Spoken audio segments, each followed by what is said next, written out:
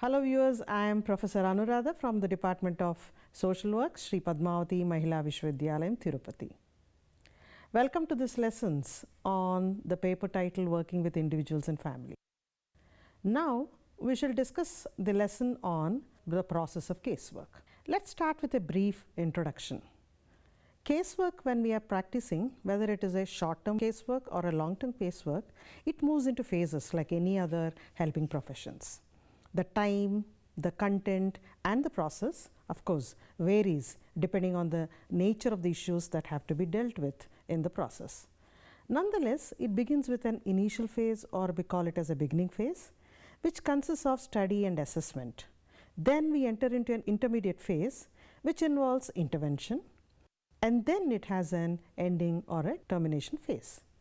The content of the casework process varies from person to person, as we discussed earlier, and it depends upon the individual's personality makeup and also the collaboration that has been established between the client and the caseworker. What are the objectives of our lesson? What are we looking for? The basic objectives of this particular lesson, as soon as we complete this particular section, you should be in a position to explain the importance of casework process. You should also be able to explain or differentiate between the different stages of casework process, and lastly, explain the skills involved in understanding the process of casework. Now let us begin with the process of casework. Social casework is a dynamic interaction between the caseworker and the client, wherein the underlying purpose is to help the client to achieve a better adjustment between him and his environment.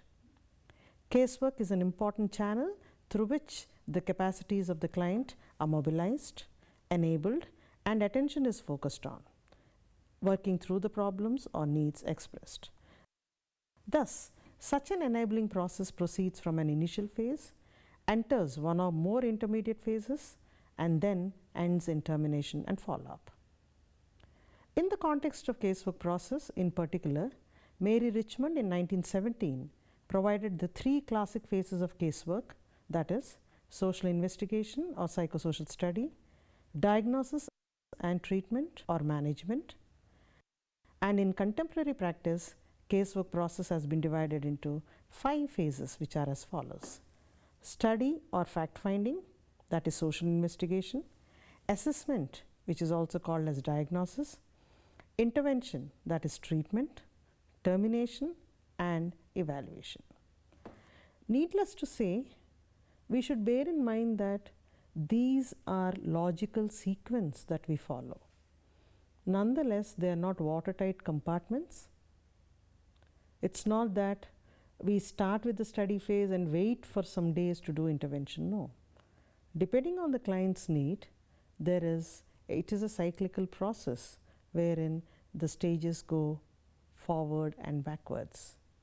But nonetheless, for the sake of clarity, we classify them into these stages.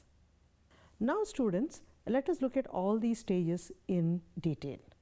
We'll look at each and basic quality or the characteristics of each of these phases. We'll start with the study phase. We'll try to understand what exactly goes into this particular study phase, or called as the fact-finding phase. This is the initial phase of casework, which is the foundation upon which the various helping processes, actions, and treatment techniques are built.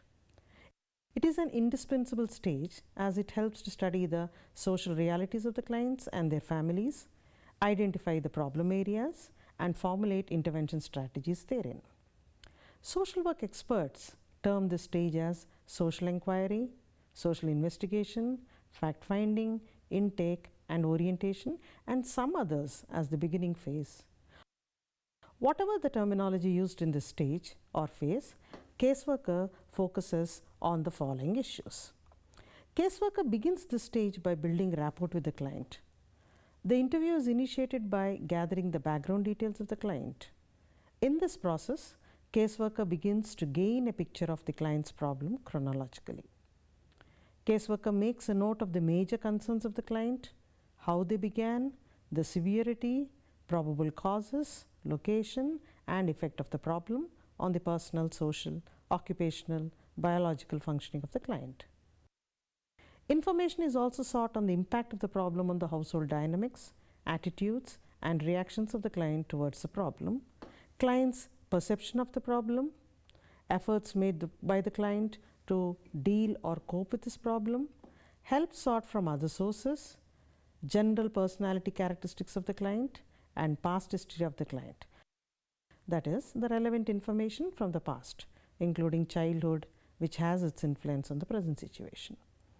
Pertinent information about the education, work history, marital history, family history, social conditions, and impact of religious, economic, and political institution is also elicited in this particular section. Now, let us look at what are the techniques.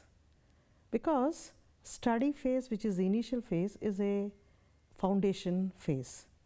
What techniques that as students you must learn? You have to start building this particular phase by using techniques such as open questioning. You have to probe into the information, engage in active listening, observe, explain, and also go deep into delving into the life of the person to gain adequate information. What are the sources of information that provide us the necessary information? Sources of information are when we conduct an interview with our clients, when we observe our clients, and when we make collateral visits, that is to their places of work or places of study. And also the earlier records and documents used or stored in the agency serve as a major source of information. Now, since this is the beginning stage, client has to be oriented to the purpose of this session. Caseworker is a stranger and the client feels ambivalent about the value of the sessions. Hence, the caseworker needs to clarify the importance of participation and help the client to get accustomed to the new helping situation. This is the stage in which caseworker can engage the client in talking about his problem in a non-threatening, safe and respectful atmosphere. This marks the beginning for a working relationship in which the motivation of the client is enhanced and the client begins to think about the need to work on his problems. So that's about the study or the fact-finding phase. As we have seen earlier, the study phase is followed by an assessment phase. Now let us try to have a detailed look at what do we mean by assessment, what happens in this particular stage. Assessment plays an important role in the casework process. The purpose of assessment is to gain an understanding of the client's problem, situation, and plan strategies for intervention. Thus, it's an evaluation of the various factors such as the problem, people, and the situation and the interrelations between them. So, it is an explanation formulated in light of the known facts. Assessment is a continuous process of interaction between the caseworker and the client. It is subject to change or revision whenever the subsequent information gathered warrants different explanation. Thus, accurate assessment is a crucial element in the casework process. Though assessment is the second stage in the casework process, it actually begins with the previous stage itself, that is the study phase, wherein the data gathering process starts. It is a close scrutiny of the client situation configuration, that is the nature of the problem, nature of the person, and the purview of the agency in the helping process. Assessment is analysis of the factors influencing the problem, namely physical, psychological, social, and economic. The assessment product focuses on the current forces operating on the client, in the environment, and between him and the environment. Physical conditions of the client and the factors leading to the client's problem are also assessed. Assessment does not include the following, that is, specific problem behavior and existing strengths, resources within and outside the client. A clear, precise explanation of the target behavior goals to be achieved.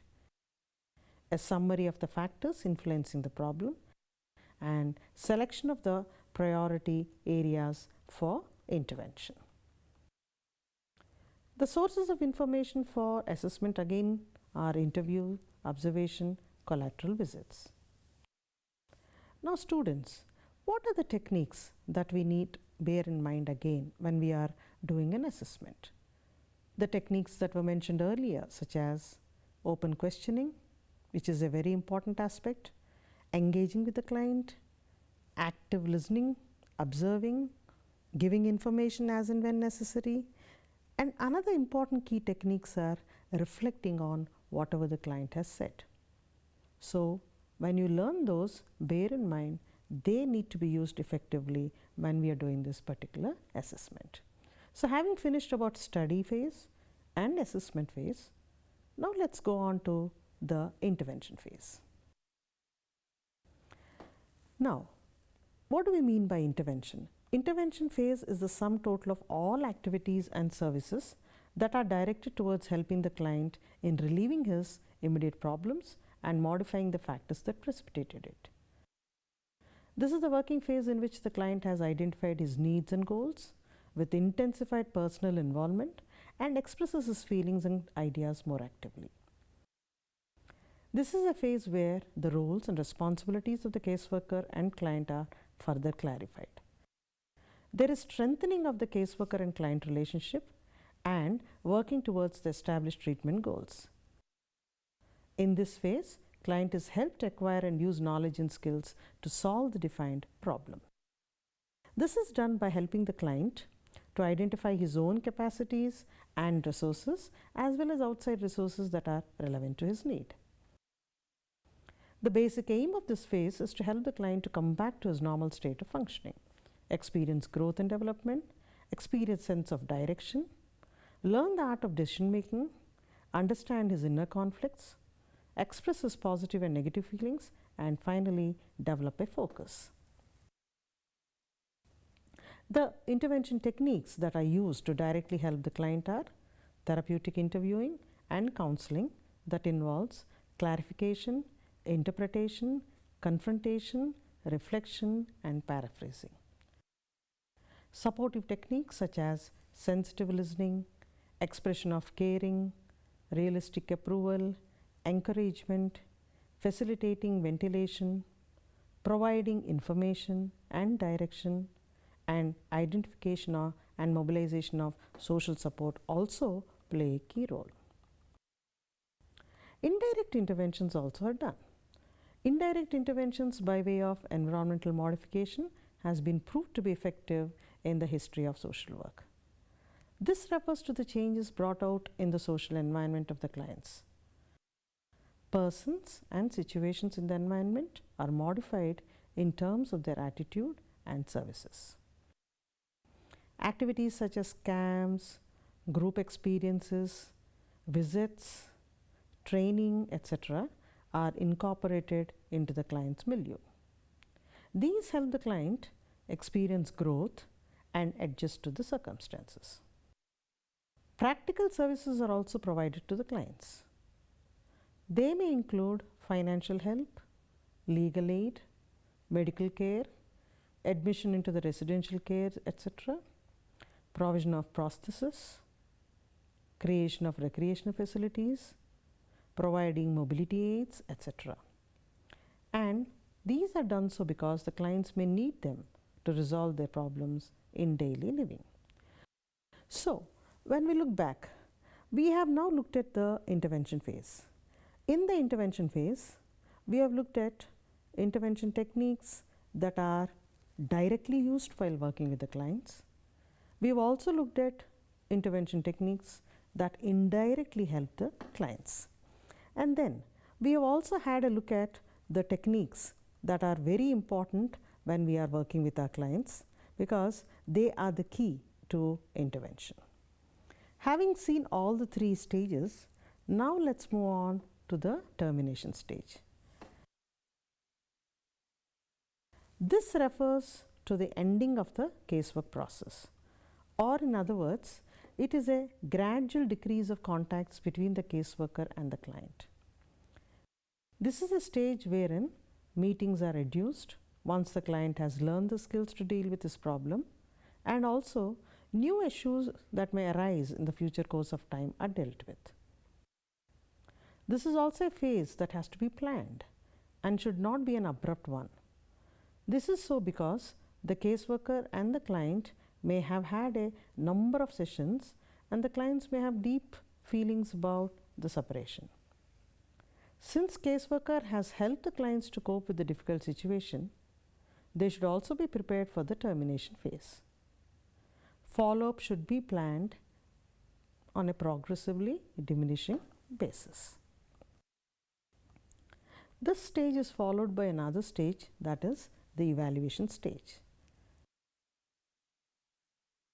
Having terminated the case, the client has to evaluate what has happened in the casework process.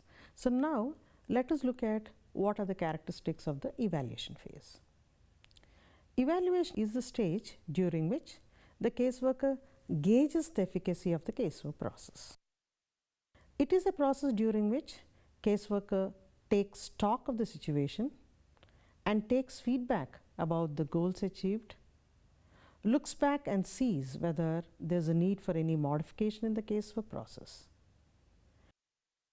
Evaluation of the client in terms of the strengths gained, coping strategies learned are also a part of the evaluation process.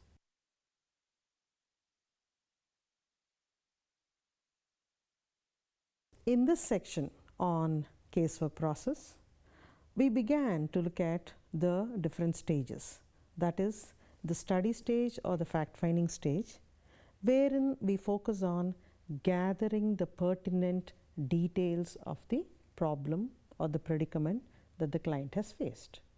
Now, how do we practice it? How do we go about implementing these particular stages? Now, the study phase, which we already looked at, it begins with establishing rapport with our client. What do we do to build rapport? We need to create that conducive environment while we are working with our clients. So, exchange of pleasantries, finding their background, the reason for coming, making them comfortable, seated comfortably, and helping them to compose themselves to start talking about their problem. That would form the basis. In other words, as you all say, ice breaking, because we are strangers, make them feel comfortable. That would build the ideal atmosphere for studying. From the study phase, we move on to the assessment phase, where we try to assess the factors that have influenced the problem. And assessment, as we see, is a continuous process and it is subject to change, and the explanations of the factors influencing the problem also vary depending upon the information that the clients give us. And from the assessment phase, we move on to the intervention phase, where we try to directly intervene on the factors that have been impinging on the client. And when we say intervene, we try to facilitate the client in resolving his problems. And as the client begins to cope effectively with his problems, we draw towards the ending of the casework process, that is the termination phase. This is done in such a way that the client does not feel the separation, and it is planned in an effective manner so that the client comfortably withdraws from the caseworker. Once the intervention is done and the termination is over, it's also time for the caseworker to look back at what he has done. So, these are the 5 stages through which the case progresses when we are working with the client.